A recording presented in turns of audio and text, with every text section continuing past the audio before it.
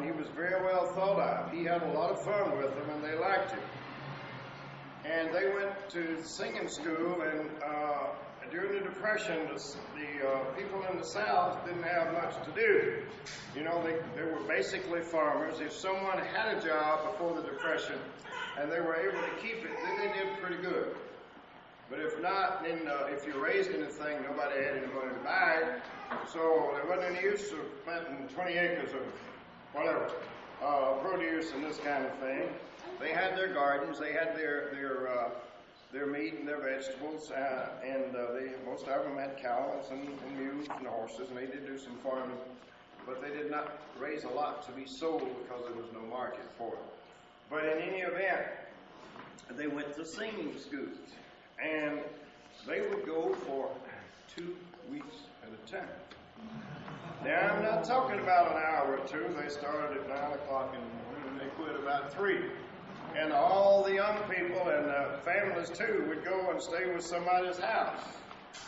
And they'd go to the singing school all day, and they'd sing all night. And they had a ball. And we got an awful lot of awfully good singers. That's the same people who at this point are older. Let me put it that way.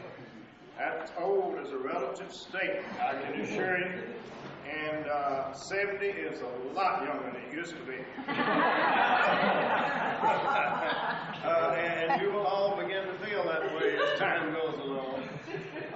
But we had an awful good time. We sang with those people. This was in 1934. There were probably, this was held in the civic building or courthouse, and I'm not sure about that.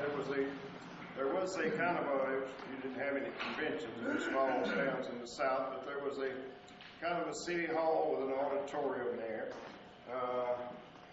And I can remember being, say, in this room, hanging out the windows. It wasn't air conditioned. It wasn't but about 90 degrees, 95 degrees outside. People were hanging out the windows. They were sitting in the windows. The room was full. There were probably 200 people there. And then the next year, 1935, Tom Denson died. But in the meantime, somewhere in there, that year, my dad taught a singing school at a little country church out there about 10 miles from where he had taught that, and he had the least number he had there was 70.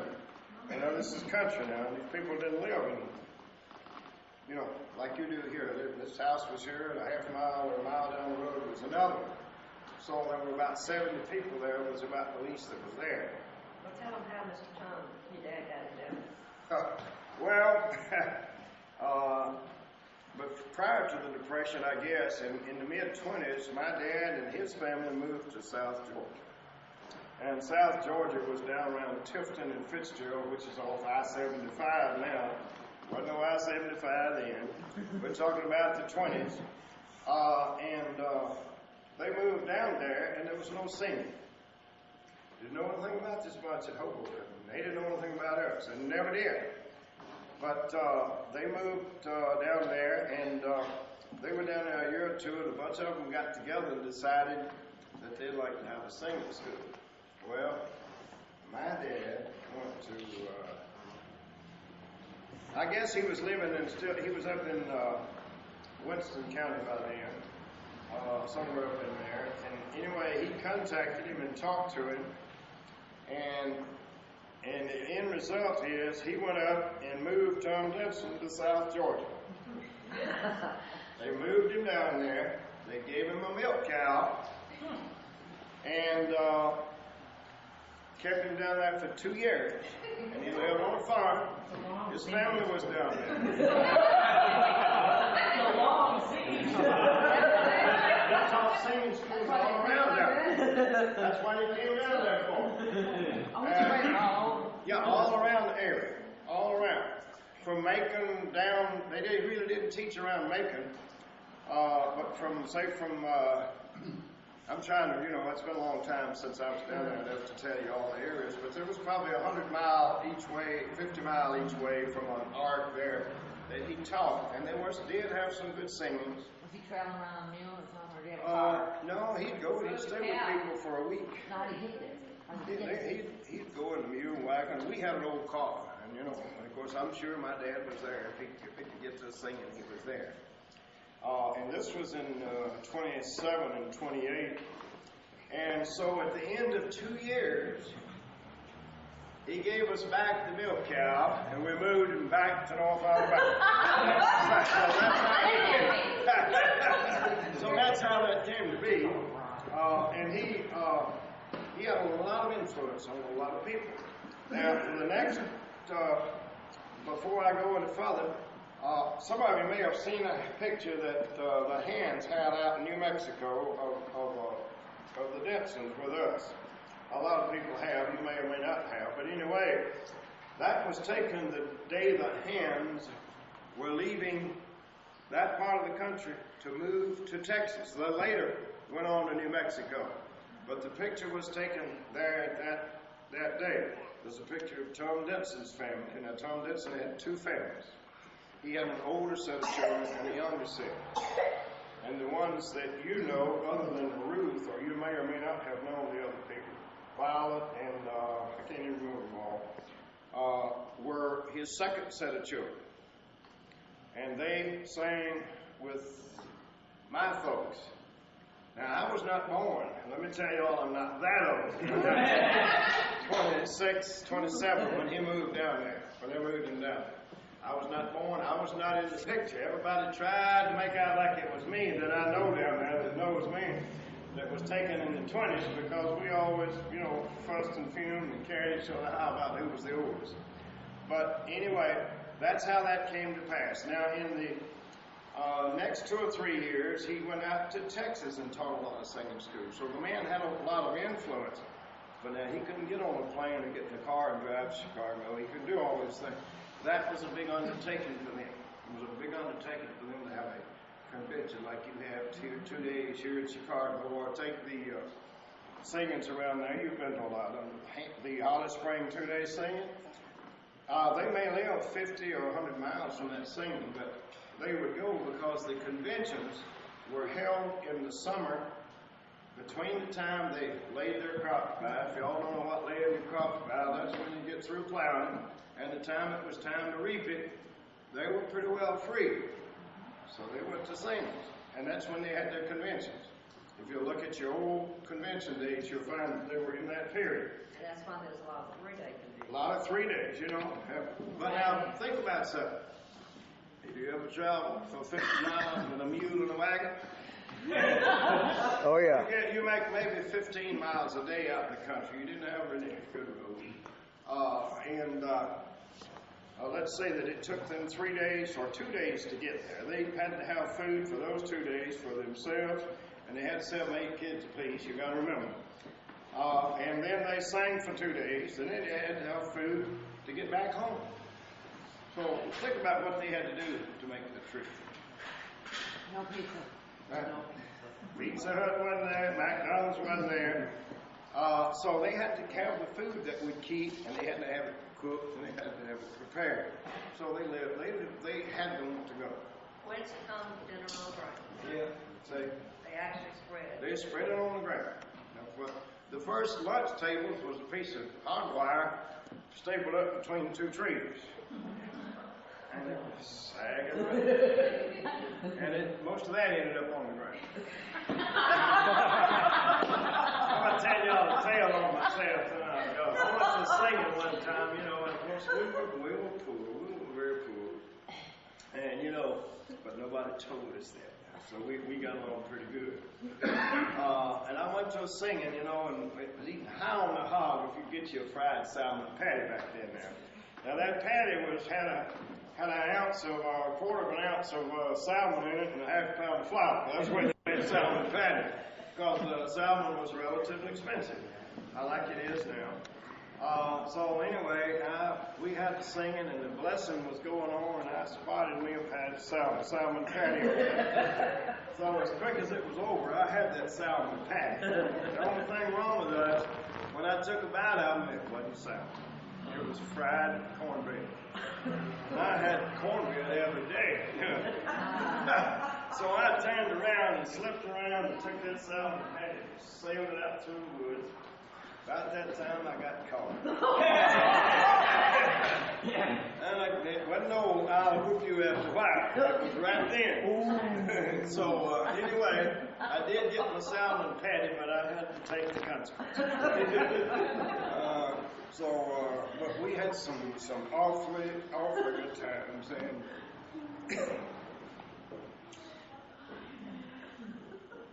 I really think the Spirit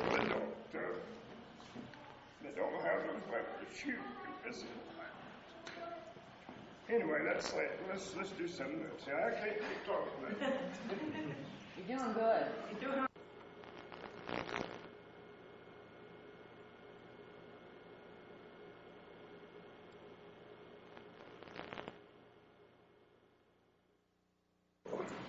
I was scared to death of him. Absolutely scared to death of him. He was probably the height I am now, and his stomach probably was about the same size as mine. He's a rotund person. Gray hair and very little hair on the top of his head. And when he got on the floor, he shook, literally shook from head to toe when he was directing the song. And my most vivid memories of him was on 171 at Holly Springs Church. The tenors didn't do like they're supposed to in the first two measures, and he stomped his foot and he chewed us out to a fare you well. Oh. And that was Mr. K. And he loved me. And later, when I was grown, he'd always tell me how much he loved me. And I said, well, Mr. Cagle, I've been always scared to death of you. And why? But that was Mr. Cagle.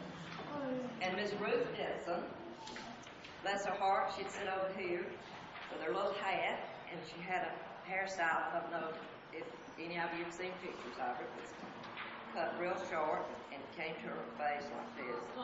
And every time she got on the floor, she had to talk a little bit, but that was Miss Ruth. She never led a song without she gave a little talk beforehand. I know that you don't want to hear what I've got to say, but so that's something. Look in the front of your book. A lot of times we get asked questions about what these numbers mean above the titles out next to the titles of the song, the numbers and the LM and the CM and all this stuff. Look at page 21. And basically what that is in a nutshell, it's the number of syllables in a phrase. 868686. See? And you just go on, and this is the way this works. And that's the phrases, and you have to write your music to fit the phrases, the syllables in the phrase. This has to do with the syllables in the phrase. Remember I said this morning that all the notes have a syllable, right? You have a syllable for each note, or two if you got a slur or a tie or whatever. So all that comes into play. And that song will sing, or that tune will sing any other song's words if they are of the same meter. If they're not of the same meter, you're going to have to either add a word or two or whatever it takes to come in as ours, but they're traditions for you. And what you want to do is to take some of those, the good things, and make a tradition from them. That doesn't mean you have to go out and look for one.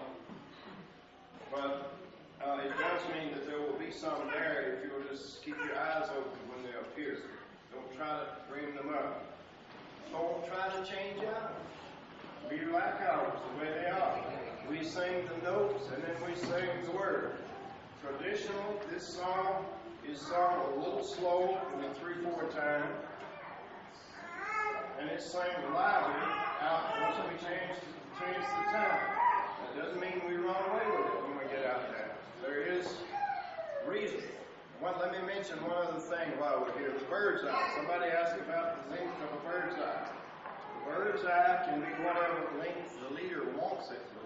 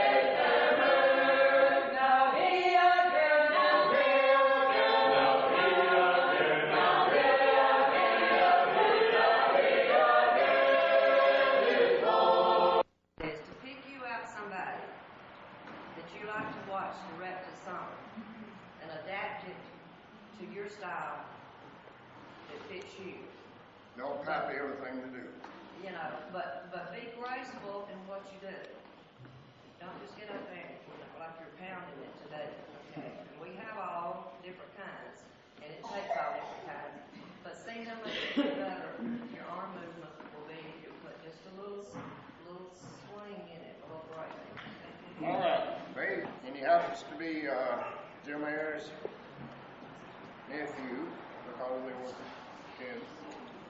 But he taught us some of the graces of leading. And you know, you hesitate to start preaching these things in this day and age because people want to express their freedom.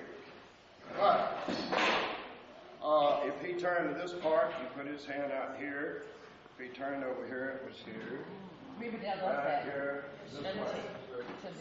And while you can do that, I know how to do that. I don't practice it. Maybe I should. I don't know. Well, we don't see enough examples. Yeah. It has its. And Roberts was yeah, well, he did that second time he did. All right, let's see. Let's listen. Right. Well, you hold shoulder, but you don't just do an elbow back your motion. Right. And the different styles of leading, Riverdale. Yes. All right. She will back up into a corner. Yeah. It's the way you do your feet movement. It's kind of like a dance. Don't dance. Don't dance, but you have the same motions when you walk on the floor, like Riverdale will back. She can take a step back like this, and then turn her apart or turn this way. And you will find, that's what I told you this morning, walk in the floor. By the time you get over here to turn this one in, whether you have backed into it or where you swiveled your feet and turned into it. This is part of the grace of leading. Do you or work from your shoulder? Don't just plop it down like that. Now, a good example of doing this and turning to your parts, and I will forget I was up here to the anniversary singing one time, and I turned to the bass, and you know I always turn ahead of time, and the bass just quit. Just completely stopped. Well, it so shocked me. So from that time on, I thought, you won't do it again. So from that time on, how many of you have noticed me doing that? I pointed out, and I commented. I have no idea what happened next. You don't just go, Shelby, you give him that look. Yeah. I said, you won't do that to me again, so I pointed to him. So, I mean, you have to know who you're singing with. Okay? And this will bring up songs. For instance, if you go sing at Alabama, you better not sing an anthem or you'll be singing by yourself. Now, that's not a slur on them in any way. They can sing it, they just don't do it. They go in hymns. You have got to know what songs you're singing. When you get on the floor, be familiar with what you're singing. For goodness sakes, don't call Rose of Sharon and you're the only one in the group that knows it. Okay? Now, I'm not throwing off on Rose of Sharon. I'm just saying, if you want to sing a solo, you get up there and you do it. That's what you're going to accomplish, is calling a piece of music that, in the first place, you're not familiar with. So if you're not familiar with it, how under the sun can you expect somebody else to pull it off? So be familiar with what you're singing. Okay? And the people that you're singing with. And be specific when you turn to your parts. And bring them so that they won't do that to you. How many of you ever noticed they do it? Oh, yeah. Speaking of bases, you talk about repeat or not repeats, and so often it's us. And there's nothing more frustrating to see a leader beating away over here sometimes. And they don't have a clue. They're not thinking ahead. That's what it is. You don't have a clue. So that's what we're trying to tell you. You can't wait 2 or 3 measures into where they're picking up to turn to them. It's too late then. You got to turn to them first and let them know that you're going to repeat. And you can also do that. I remember me telling you this morning. Tell them how you're going to beat it, how many verses you're going to sing, and you can even say I'm going to repeat it if you want to. You have to let the class know either by holding up your hand that you're going to stop, or you're going to have to be right over there in your faces that you're going to repeat, okay? Now that will help you now. Be graceful, and I've seen people actually dance from one corner to the other. You don't need to do that. But you don't need to stand up here and be completely scared out of your mind because you're afraid to move. Okay. Try moving. If it's not anything but except shifting your weight from one foot to the other, then you'll find out, well, that wasn't too bad. I can move my other foot, you know. And then it will gravitate into one step into the other. We didn't always know how to get leads. This comes from You really don't want to Shelbie, when you were talking about being familiar with your song, I don't think that you meant to indicate that they should always lead the same tune every time. No. Or the same 6 songs. How about y'all sometimes fuss at the front bench because they let you down? They don't read that. They don't know what you want to do. And you'll decide you're going to repeat, and the tenor just sits there because they didn't know what you was going to do. They thought last time you sang that song, you didn't repeat.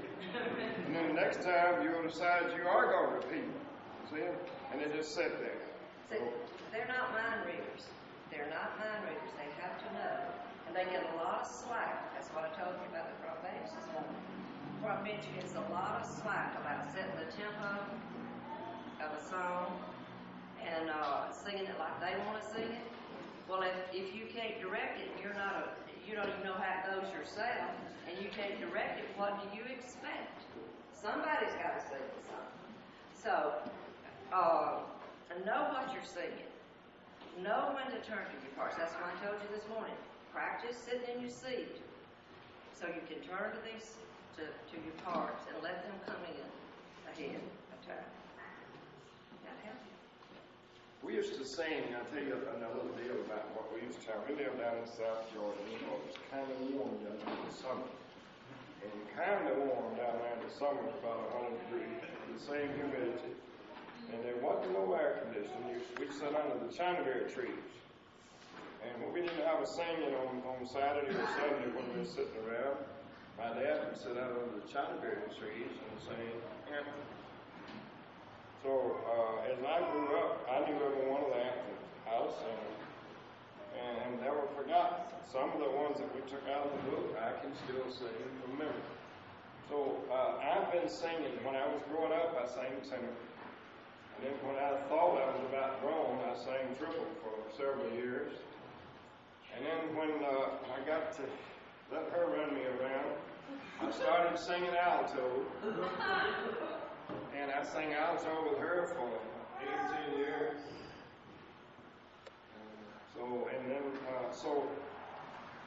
One reason I'm saying this, you still don't know all these songs and all the parts. So you need to look at your book from time to time. You need that book there, and you need to familiarize yourself with different songs. When you get up to lead, if you can, sing tenor. Now, maybe your voice won't let you.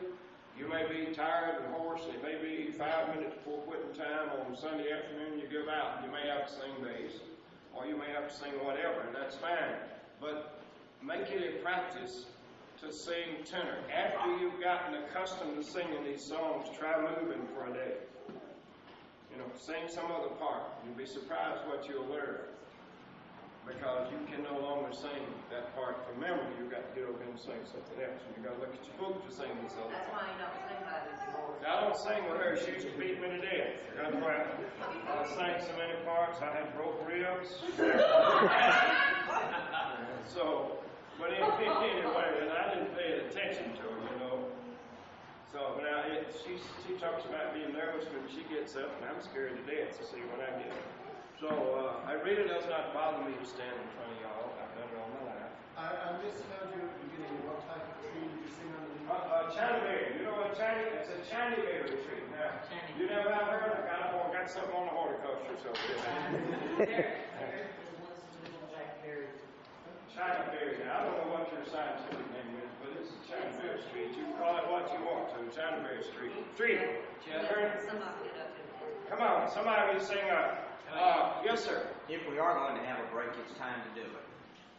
Until they had orchestrated or practiced a song so much that they could stand up here without a book and turn to all the parts, sing it by heart without a book, and keep the time by watching someone else occasionally too. But they were not allowed to lead until they could do that. So, which is first, the car or the horse?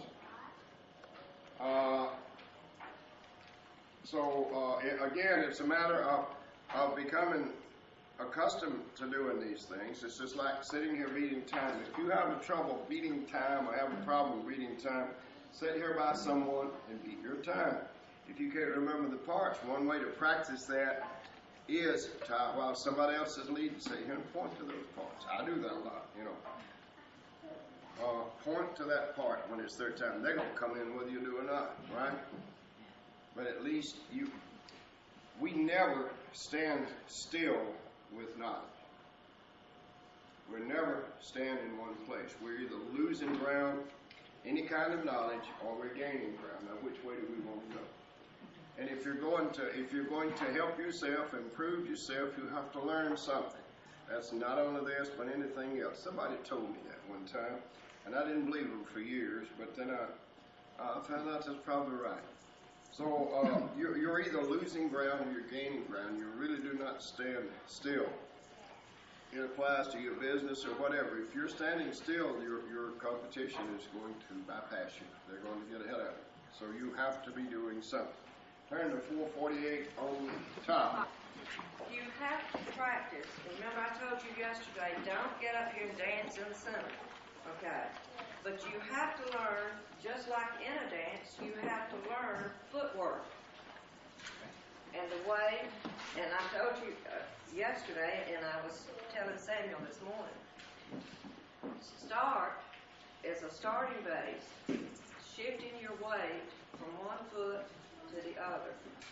Okay? And then turn, just move a foot to the left and back, left and back, until you're comfortable with doing that. Like I told you, Riverdale walks to the back. she backs herself into a corner like this. And then hands them out. All right, but now, have you ever watched the way she steps? No. All right, she That's steps what I like should be this and watching. steps back. I was watching her hands, I should be watching her feet. Step up and step. All right, now look. Put me in the corner again. Put me in the All right, corner. look, she will step like this and step back into the corner like this. Watch your footwork. It's just like in a dance. Don't dance, but you do. All right, did anybody watch me when I led 269 this morning? All right, you didn't watch my feet. All right, now, I swivel or pivot on one foot a lot. Now, do it what it is natural for your body, but your footwork has a lot to do with the way you turn. Yeah.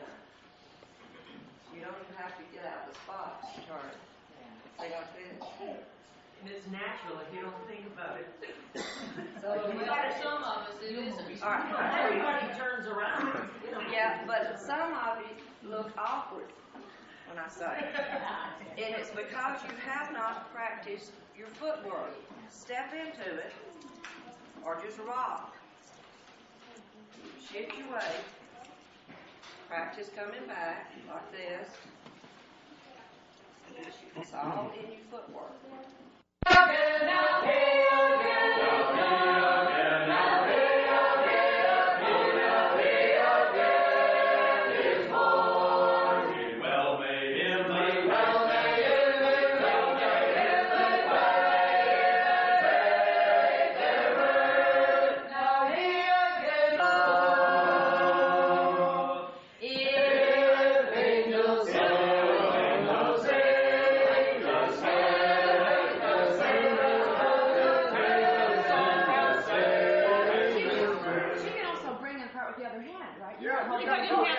Yeah, we don't have, we're working under.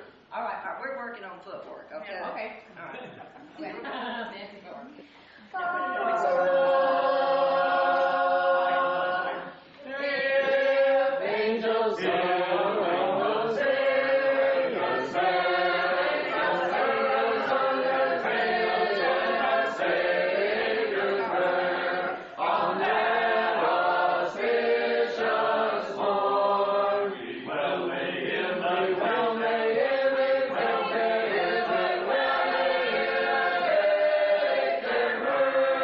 Now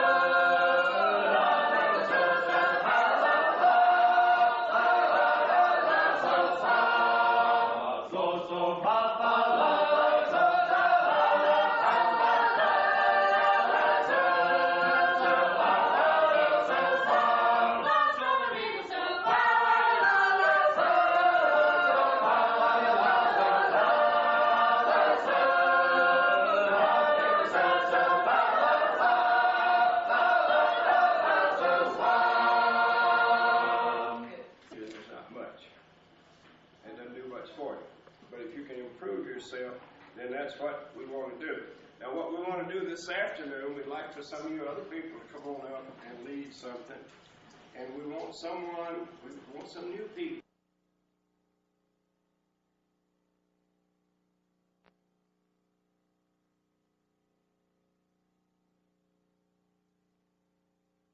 We'll need to learn not to be so mechanical with it. Give it a little flow like the rest of the music. And unfortunately, we don't have the things in the tenor that we have, for instance, in the alto.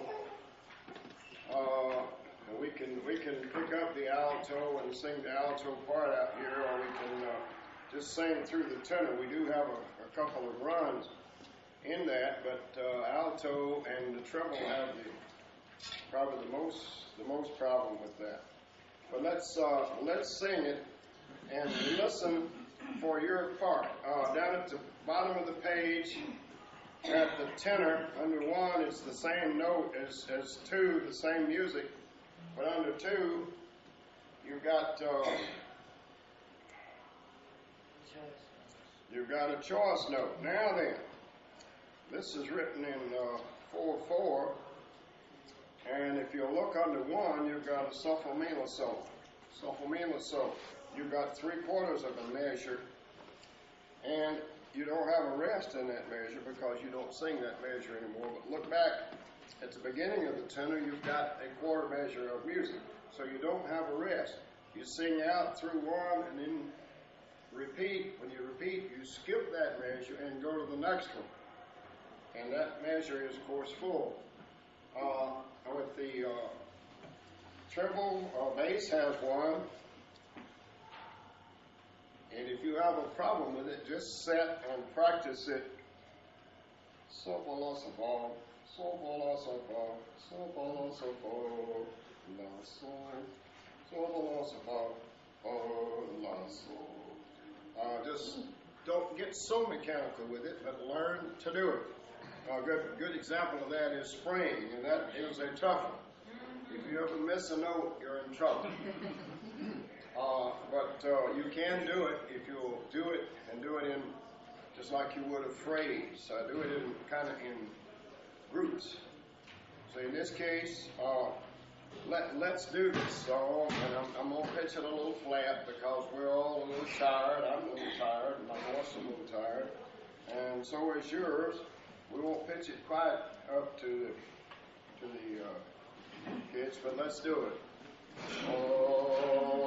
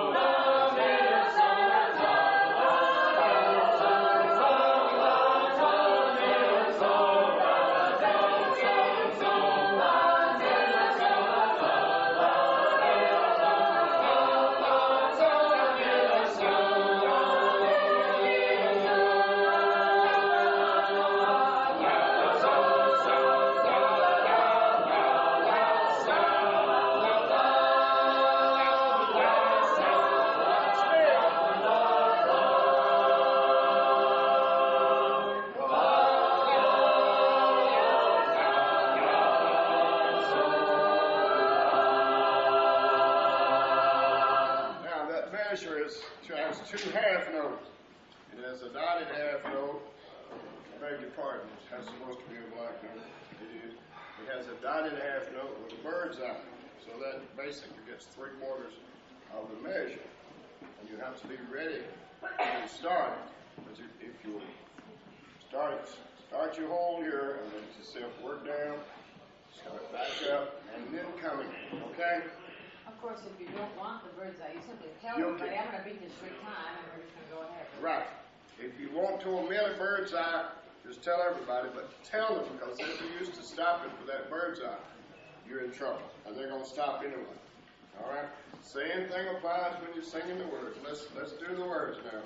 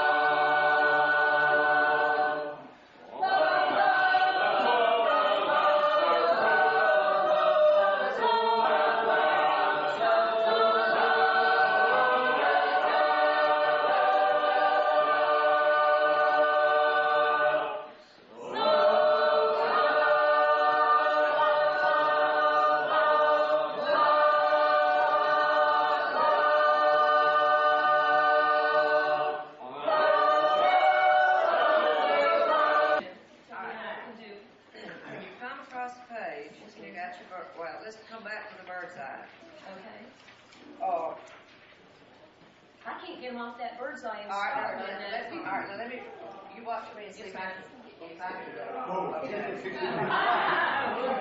Now you're gonna see it. Watch my hand. I will. Okay. Here we go. Right from the front.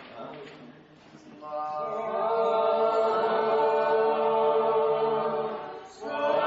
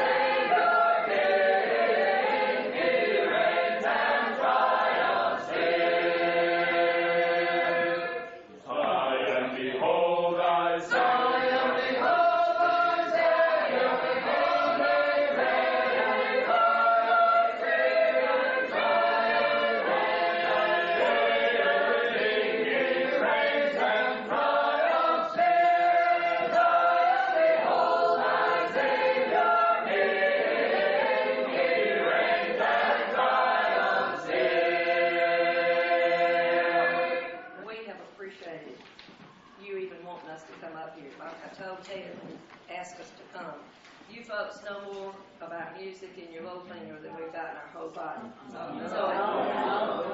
But it's quite an honor to come and be with you folks.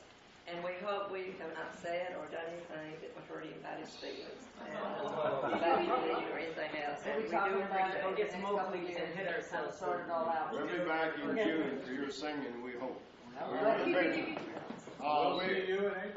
Yes, we will see all of you folks in April. We want to remind you that the state line singing is in April. And if you want anybody from the South to be up here, you better be there. Not threatening anything like that. No coercion. Just a promise. But we're looking for you. If you need any information about the motels, hotels, we have it. Ted has it. And we'd love to have you. I think you would find, if you've never been, it's a real treat for those 2 days. It's a treat weather-wise, too. Yeah. Yeah, you better bring your coats. Which we never know you're going to need. You never tell. We'll make it out to 35 or 40 degrees about that time of year. So. Make it up to 70 or 80 too. Yeah. But when we left, it was the jonquils were already in bloom. They're probably what else is It's called daffodils around. We have thoroughly enjoyed it. We appreciate it. We hope some of the things that we might have said or done might help you feel that you have learned something and might help you in singing this music and appreciate it. So, is it time to go home? It's time to go home. Let's all sing. We're going to sing this one here. Y'all have any announcements you want to make? When's your next singing, Ted? Our next singing is March 16th.